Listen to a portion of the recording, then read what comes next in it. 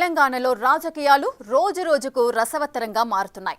రాష్ట్రంలో కాంగ్రెస్ ప్రభుత్వం ఏర్పడి 15 నెలలు పూర్తవుతున్న నేపథ్యంలో ఎప్పుడెప్పుడు మంత్రివర్గ విస్తరణ జరుగుతుందని ఆశావహులు, కాంగ్రెస్ పార్టీ శ్రేణులు ఆసక్తికరంగా ఎదురుచూస్తున్నారు.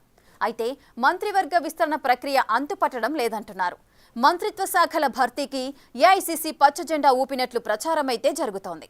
అయితే విస్తరణ ఎప్పుడు జరిగినా తమ శాఖలను మార్చాలని సిట్టింగ్ మంత్రులు అధిష్టానంపై ఒత్తిడి తెస్తున్నారన్న ప్రచారం ఆసక్తికరంగా మారింది. మరోవైపు పనితీరు ఆధారంగా కొందరు మంత్రుల పోర్ట్ఫోలియోలు మారుస్తారంటున్నారు. ఇంతకీ ఆ అమాత్యులెవరు? తెలంగాణ కేబినెట్లో భారీగా ప్రక్షాళనకు అడుగులు పడుతున్నాయట. 18 మంది సభ్యులు ఉండాల్సిన తెలంగాణ కేబినెట్లో ప్రస్తుతం 6 బెర్తులు ఖాళీగా ఉన్నాయి. ఆ 6 పదవుల కోసం చాలా మంది నేతలే రేస్లో కనిపిస్తున్నారు. రాష్ట్రంలో కాంగ్రెస్ ప్రభుత్వం ఏర్పడి 15 నెలలు పూర్తవుతోన్న నేపథ్యంలో ఎప్పుడెప్పుడు మంత్రివర్గ విస్తరణ జరుగుతుందని ఆశావహులు, కాంగ్రెస్ పార్టీ శ్రేణులు ఆసక్తికరంగా ఎదురుచూస్తున్నాయి.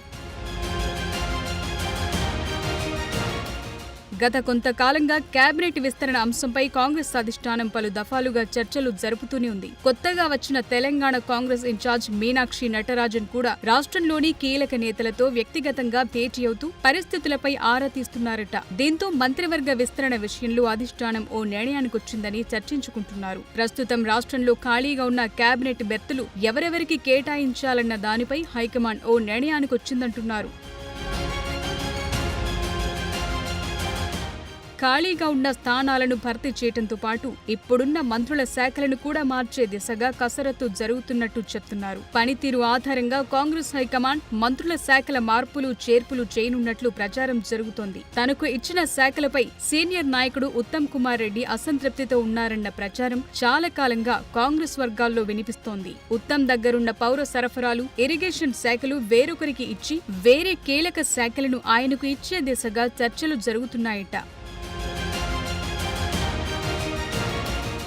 అటు మరో సీనియర్ మంత్రి కోమటిరెడ్డి వెంకట్రెడ్డి కూడా తన శాఖ పట్ల అసంతృప్తిగా ఉన్నారట. కోమటిరెడ్డి తన సీనియారిటీతో పరుగులు పెట్టించాలని చూస్తున్నా ఆయన నిర్వహిస్తున్న R&B శాఖలు అధికారులు సహకరించడం లేదన్న అభిప్రాయంలో ఉన్నారట. అందుకే ఆయన కూడా తన శాఖను మార్చమని కోరుతున్నారన్న టాక్ వినిపిస్తోంది.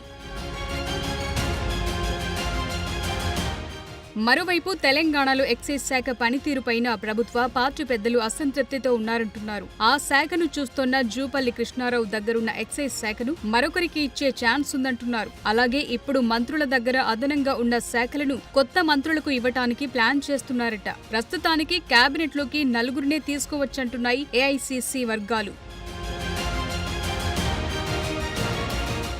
ప్రస్తుతం సీఎం రేవంత్ రెడ్డి దగ్గరున్న హోంమంత్రి పదవి సుదర్శన్ రెడ్డికి దక్కొచ్చంటూ ఢిల్లీ నుంచి లీక్లొస్తున్నాయి. పార్టీలో సీనియర్ కావటం, వివాదరహితుడిగా ఉన్న పేరు, గతంలో మంత్రిగా పనిచేసిన అనుభవం ఉండడంతో హైకమాండ్ ఆయన వైపు మొగ్గు చూపుతున్నట్లు తెలుస్తోంది. మరి మంత్రివర్గ విస్తరణపై ఎప్పుడు క్లారిటీ వస్తుందో, శాఖల మార్పులు, చేర్పులు ఎలా జరుగుతాయో కానీ ఈ విస్తరణ తరువాత కూడా 2 కేబినెట్ పోస్టులను ఖాళీగానే ఉంచే ఛాన్స్ ఉందంటున్నారు.